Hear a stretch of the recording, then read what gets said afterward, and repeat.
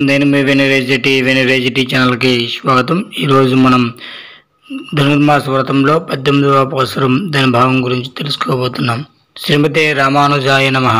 உந்து மதகலித்தன் ஓடாட தோல்வல்யன் நந்தகோபாலன் மருமகளே நப்பின்னாய் கந்தம் கமலும் குழலே கடை தெரவை வந்தெங்கும் முன் கோழியலை தனங்கன் மாதவி பந்தல் மேல் பல்கால் கூயலிங்கால் கூவினிங்கான் வந்தார் விரலி உண்மைத்தினன் பேர்பாட வந்தாம் வளையலைக்கால் சிறார் வளையலிப்ப వందు తిరువాయ్ మగిళిందేలోరెంబావాయ్ అండాల్ తిరువడగలిగే శరణం.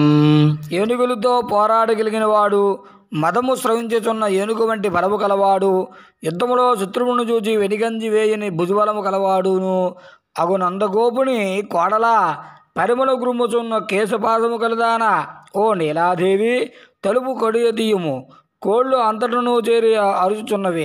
మాధవీలత ప్రాకిన పందిరి మీద గుంపులు గుంపులుగా కూర్చుని కోకిలు కూయుచున్నవి కనుక తెల్లవారినది చూడుము.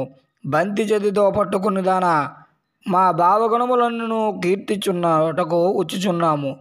నీవు సంతోషముతో లేచి వచ్చి ఎర్ర తామర పువ్వులను పోలిన నీ చేతితో అందమైన చేతి కంకణములను గళ్ళు గళ్ళుమని ధ్వని చేయునట్లు తలుపు తెరుము అని ఈ పాసములో లేపుచూ ఉన్నారు.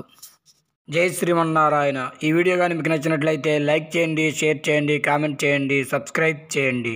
శుభం. జై హింద్.